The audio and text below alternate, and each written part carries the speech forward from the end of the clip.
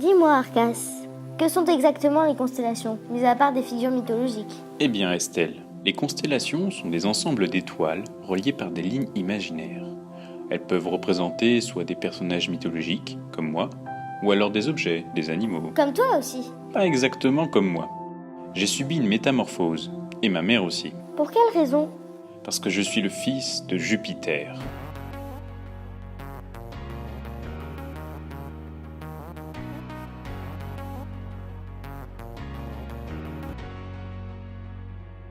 Quoi? Le fils de Jupiter? Le dieu romain? Comment ça se fait? Eh bien, il a trompé ma mère pour la séduire. Et 9 mois plus tard, je vins au monde. C'est là que son épouse, Junon, se vengea et me transforma en ours. Plus tard, mon fils me vit sous cette forme lors d'une chasse. Pour nous sauver, Jupiter nous métamorphosa en constellation. Je te présente Mère, la grande ours. Enchantée. Ravie de te rencontrer enfin, Estelle. Je m'appelle Callisto. Je suis le phare de l'espace boréal.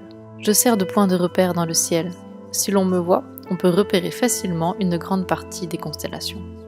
Waouh! C'est énorme! Pas besoin de me le rappeler, ça se voit assez comme ça que j'ai quelques kilos en trop. Ah mais non, je ne parlais pas de vous. Je ne pensais pas que l'on pouvait trouver autant de constellations à partir d'une seule. Effectivement, et il y en a 88 au total parmi les 2 hémisphères. Et encore, elles ont été normalisées par l'Union astronomique internationale en 1930. Dès l'aube de la civilisation, les hommes ont dessiné les constellations pour se déplacer. Elles indiquaient aussi les saisons par leur régularité et permettaient donc de savoir quand planter et moissonner. Beaucoup ont fondé leurs croyances autour des étoiles et des astres. Différentes civilisations ont même tracé les mêmes constellations mais portaient des noms différents. C'est possible ça? Eh bien oui, au début du XVIIe siècle, les Européens ont nommé les constellations de l'hémisphère sud, alors qu'elles avaient été découvertes bien avant par ceux qui y habitaient. Orion était en partie perçu par les Amérindiens comme Keeken, la constellation du pécari à collier. C'est une sorte de cochon vivant en Amérique latine. Effectivement, c'est pas la même chose. Et pourtant, c'est la même constellation.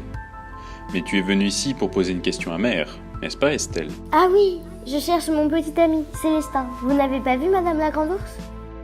Eh bien, mis à part toi, je n'ai vu personne d'autre arriver dans cette partie de l'espace. Mince, mais où est-ce qu'il peut être? Céphée et Cassiopée pourraient savoir où il se trouve. Ils ont le don de voir l'invisible. Très bonne idée, Arcas.